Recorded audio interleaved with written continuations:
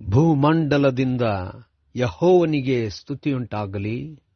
ತಿಮಿಂಗಳಗಳು, ಆದಿಸಾಗರಗಳು ಯೆಹೋವನಿಗೆ ಸ್ತೋತ್ರ ಹಾಡಲಿ. ಸೋಮವಾರ 9 ಸೆಪ್ಟೆಂಬರ್ 2024 ಇಸ್ವಿ.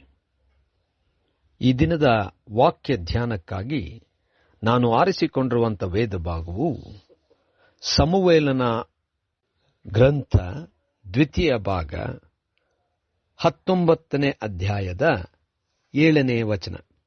ಈಗ ಎದ್ದು ಹೋಗಿ ನಿನ್ನ ಸೇವಕರನ್ನು ದಯಾಭರದಿಂದ ಮಾತಾಡಿಸು.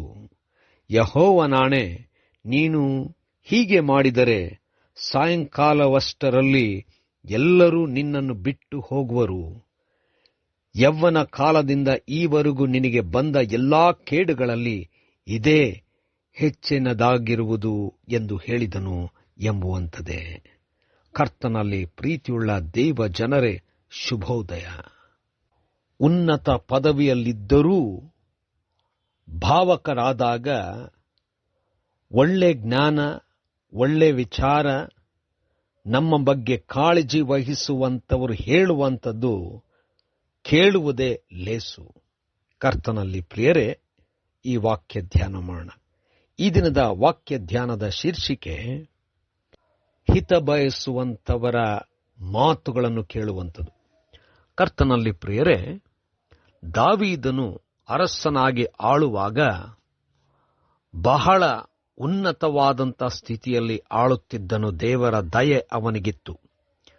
ಆದರೆ ತನ್ನ ಮಗನಾದಂಥ ಅಬ್ಸಲೋಮನು ದಾವೀದನ ಎದುರು ನಿಂತು ದಾವೀದನನ್ನೇ ಕೊಲ್ಲಬೇಕೆಂಬುದಾಗಿ, ರಾಜ್ಯ ಪಡೆಕೊಳ್ಳಬೇಕೆಂಬಂತ ಆ ಮನಸ್ಸಿನಲ್ಲಿ ಇದ್ದಾಗ ದಾವೀದನೊಂದಿಗೆ ಅನೇಕರು ಇದ್ದು ಅಬ್ಸಲೋಮನಿಂದ ತಪ್ಪಿಸಿಕೊಂಡರು.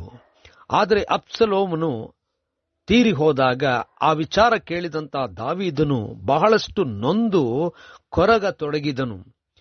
ಈ ನೋವು ಈ ರೀತಿಯಾಗಿ ಕೊರಗುವಂಥದ್ದನ್ನು ತನ್ನ ಜನರು ನೋಡಿ ಬೇಸರಗೊಂಡರು. ಕಾರಣ, ತಂದೆಯನ್ನೇ ಅರಸನನ್ನೇ ಕೊಲ್ಲಬೇಕೆಂದಾಗ ಅವನ ವಿರುದ್ಧವಾಗಿದ್ದಂಥ ಎಲ್ಲರೂ ದಾವೀದನು ಉಳಿದಿದ್ದಾನೆ, ಅಬ್ಸಲೋಮನು ಸತ್ತಿದ್ದಾನೆ ಎಂಬುದಾಗಿರುವಂಥ ಪರಿಸ್ಥಿತಿಯಲ್ಲಿ ದಾವೀದನು ಅಬ್ಸಲೋಮನಿಗೋಸ್ಕರವಾಗಿ ದುಃಖಿಸುವುದನ್ನು ಕಂಡು ಬೇರೆಯವರೆಲ್ಲರೂ ಕೂಡ ಬೇಸರಗೊಂಡರು.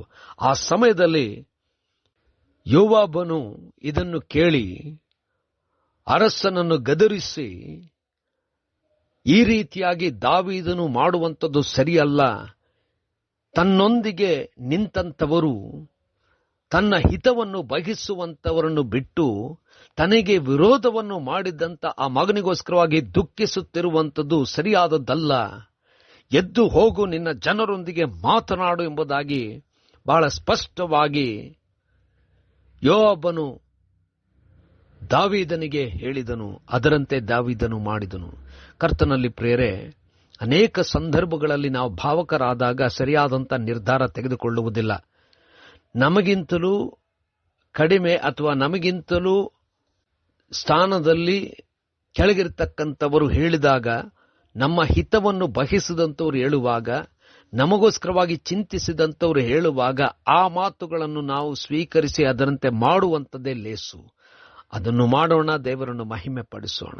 ಕರ್ತನೇ ದಯಾಮಯ ಸ್ವಾಮಿ, ನೀನು ಕೊಟ್ಟಂತ ಕೃಪೆಗೆ, ಸಹಾಯಕ್ಕೆ, ನಡೆಸುವಿಕೆಗೆ, ಜ್ಞಾನಕ್ಕೆ ಸ್ತೋತ್ರ ಹೇಳುತ್ತೇವೆ. ಕೈ ಹಿಡಿದು ಮುನ್ನಡೆಸು. ಯೇಸುವಿನ ನಾಮದಲ್ಲಿ ಪ್ರಾರ್ಥನೆ ಬೇಡಿದೆವು ತಂದೆಯೇ, ಆಮೆನ್.